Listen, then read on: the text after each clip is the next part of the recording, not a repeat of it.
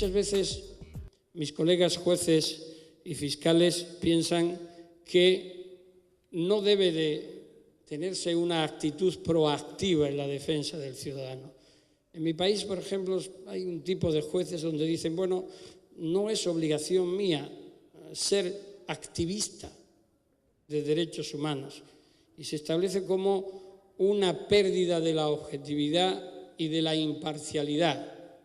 Lo que sucede es que realmente yo creo que la independencia y la imparcialidad se pierde cuando no se atiende la desigualdad de las víctimas respecto de los victimarios en la debida forma por parte de quienes tienen la obligación de defender. No puede ser nunca la misma la posición entre quien violenta el derecho en forma masiva, crímenes contra la humanidad, genocidios, torturas, etcétera, respecto de quien sufre esa agresión.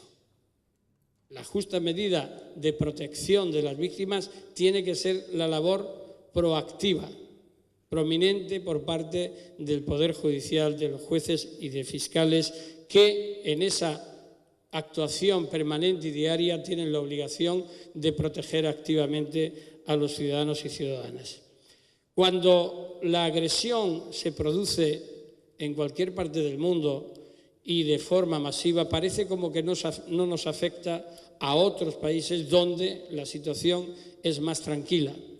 Y por eso se dicen afirmaciones tales como cuando se habla del terrorismo, decir, bueno, eso no va a ocurrir nunca en mi país. Yo recuerdo en el año 2001, antes de la caída de las Torres Gemelas por un ataque terrorista, que estaba en Oslo, en la Universidad de Oslo, y hablaba del tema del terrorismo, y un señor se levantó y me dijo, mire, su discurso es válido, pero en Noruega no hay riesgo de terrorismo, no hay organizaciones, las libertades que protegen a la nación noruega, que es ejemplo en el mundo entero, no nos sentimos afectados.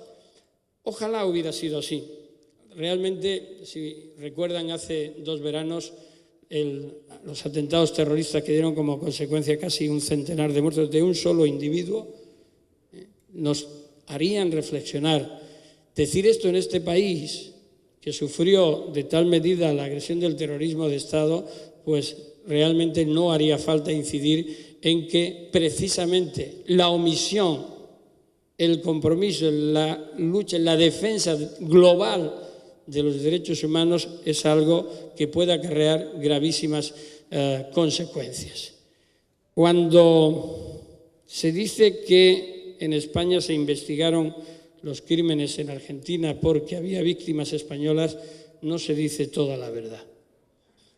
No fue esa la resolución inicial de investigación. Eso fue, tengo que confesarles, un secreto. Cuando yo di inicio a la investigación de los crímenes de la dictadura argentina, en mi resolución no hay distinción de víctimas.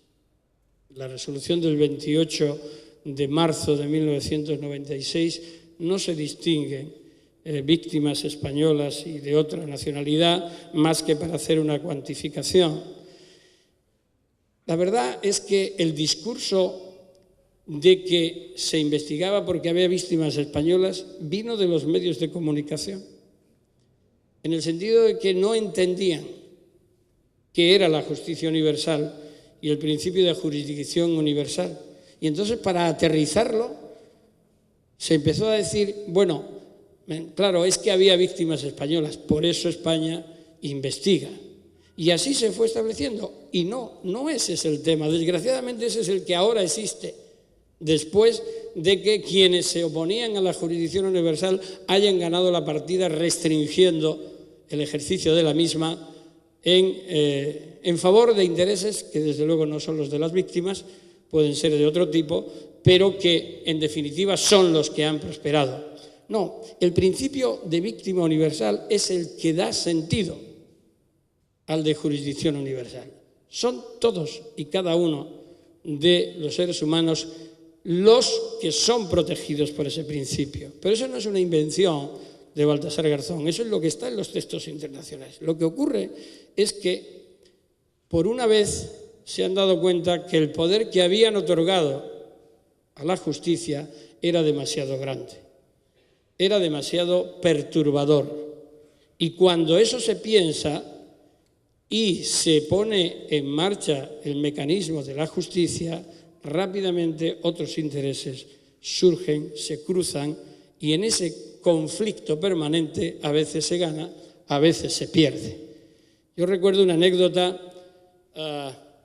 que ocurrió en 2003, junio de 2003, el 19 de junio de 2003, Donald Rumsfeld, que a la sazón era secretario de Estado de Defensa de los Estados Unidos de Norteamérica, fue imputado junto con otros responsables, George Bush y alguno más, el secretario de Estado y el fiscal Astrock, por un juez belga, por crímenes contra la humanidad cometidos en la guerra ilegal contra Irak. Por cierto, como paréntesis, yo tengo que decir que respeto a todo el mundo, pero desde luego qué poca credibilidad me ofrece el Comité Nobel de la Paz cuando ha otorgado a Europa el Premio Nobel de la Paz.